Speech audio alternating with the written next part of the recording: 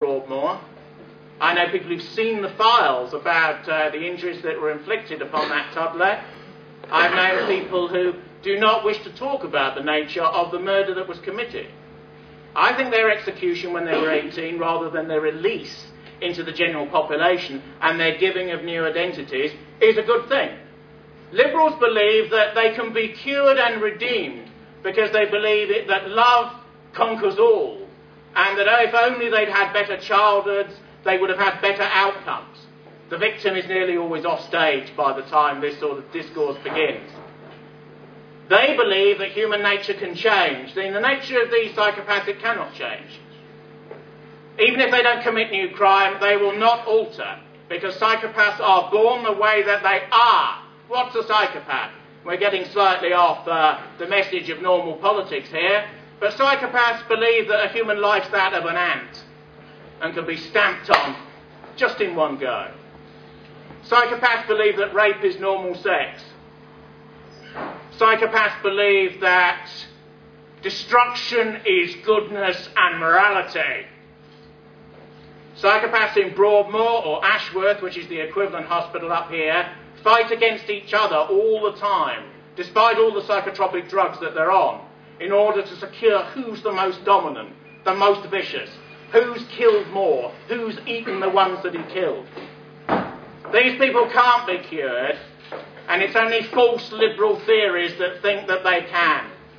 And the way to deal with these sorts of things is to close Rampton, which is the Midlands equivalent, or Carstairs, which is the Scottish equivalent, or Broadmoor, which is the most famous hospital of this sort in the world, and is the southern equivalent, and Ashworth, where Ian Brady, the Moors murderer, still is, which is the northern equivalent. You have to execute these people and close these institutions down, because there is no hope for them, and there is some recompense for the families of their victims if a solution such as this is effective. Now, if this was done, the majority parties scream in outrage about the human rights of these people, about the civic nature of the society, about being uncivilised by supporting the death penalty for individuals of this sort. But in actual fact, the instincts of the population here are right, and the liberal theories of the elite are incorrect. Because although the people feel leaderless and they feel powerless by virtue of what they see beaming out of the television on a nightly basis, most of their instincts about the matters that I've brought up in the early parts of this speech are true. Most people want to get out of the European Union. Most people would like Britain and England to be proud once again. Most people are sick of Labour, but don't want the Tories. Most people would like a government that has a sense of social justice, but a deep sense of social conservatism, tied together by patriotism. Most of us would like to unshackle ourselves from the United States and their wars across the world. Most of us would like this country to be different and better. We would like it to be less crime and drug-riven. We would like it to be more white. We would like it to be safer for older people who've often served this country well in past generations, and many of whom are now frightened of the society which is growing around them. Why should they be frightened? Why should older people worry about going into a town or a city centre after 6 o'clock, Friday or Saturday evening, even if a lot of it's in the mind? Why should they be worried? These are people who built this country. Everyone's got older relatives. Everyone has a mother and a father. Everyone has a family. Everyone has an extended family. Why should people be frightened in their own society of robbery and of crime? Crime needs to be punished with severity. Yob's birched and put in the army. These are the sort of things that you need to do if you want to turn this country around. If you want it to go down and further down into a liberal pit and to be pretty much a rubbish dump by the end of this century, continue on the road that you're going down. But if you want it to turn around, people have got to do something radical. Rather than just talking and drinking, they've got to vote. They've got to get out. They've got to leaflet. They've got to electioneer. They've got to come up here and make a few speeches and understand all the laws which have been passed to prevent people having free speech on these matters, and find a way around them. We're a people of wit, We're a people of conceit. In the Elizabethan period, we were one of the wittiest people on earth. We should be able to find a way round these laws which have been passed to gag us. Every time I speak, I'm aware there's 10, 12, 15 laws that have been passed just under New Labour alone, on race, on culture, on religion, on gender equality, on transsexual equality, on sexual equality, on sexuality equality, on every form of equality going, in order to prevent people from saying what I'm saying somewhat obliquely about the nature of the problems that face this society.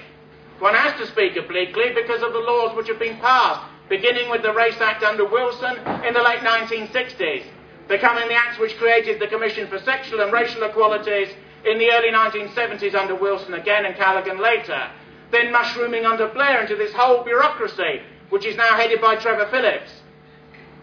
Trevor Phillips gets £100 million a year, £100 million a year of your money, to run this bureaucracy in the middle of London, which has imposed the idea of ethnic Britons, in quotation marks and without the quotation marks, joining this organisation for reasons of equity, to fulfil European Union statutes, for reasons of human rights law, and so on. The party, realising it was on a losing wicket, fought back, but moved back the way a retreating army under heavy and percussive fire has to do, taking a few losses and trying to make the best of what is a bad situation which is designed to divide it and to lose it money. Phillips won't succeed in his endeavours, but he knows what he's doing. And his endeavour is that people in Wigan do not have a voice. People in Leigh do not have a voice. People have no voice other than Labour, and if they don't like that, they don't vote at all. This is the idea. And if they get stroppy, there's a new working class in Asia and in Africa and in Polynesia and in Eurasia and in the Latino countries of Latin and Central America that can be brought in their stead. 20 to 60 constituencies are already controlled by the ethnic vote. 80% and 90% of Afro-Caribbeans, persons of African origin, diaspora blacks, whatever, vote Labour. 90% if they vote at all. Of Asians, it's 50 to 70% always vote Labour. The ones who don't are primarily alienated because of wars that they fought on Israel and America's behalf against the Islamic world. These are ethnic blocs that vote Labour. That's why the Labour candidate for Barking in East London says she doesn't care about white working class people. She says we don't represent them anymore. They can go away. This is the Labour Party that she is representing. The Labour Party that was set up to represent such people in 1900 was set up by the Trade Union Congress, who financed the Labour Representation Committee, out of which the Labour Party came. That's why people like around Wigan and Leigh are so fanatically loyal, even now, in part, particularly older people, to the Labour Party. There are many people around here who'll say, I agree with what he's saying, sort of, but I'm Labour, you know? Labour till I die. Cut me open and it's red. Red is the colour, Labour forever. And yet Labour have betrayed the people in these areas, with the exception of social welfare, on issue after issue after issue. And still people vote Labour. And still they go on returning Labour MPs in Wigan, in Leigh and in other places. It's only when they stop doing so, it's only when an explosion occurs, such as took place in the European Union Parliament a year or so ago, that people turn round and notice. This society is changing. In the European Union elections, 1 million people voted for the British National Party. 2.25 million voted for the New Labour Party. Labour is the governing party. And they only got 2.5 times what a radical party, which is demonised by every other tendency of opinion, was able to achieve. When Labour politicians sit in Whitehall and they look at that, they realise that their own core electoral base is turning on them. They realise that they are in danger in their core areas. No one's going to vote Tory here, but a large number of them may well vote British National Party and put people in. And as Blunkett said when he was Home Secretary about 10 years ago, 12 years ago, wherever that party wins, the present setup is in danger.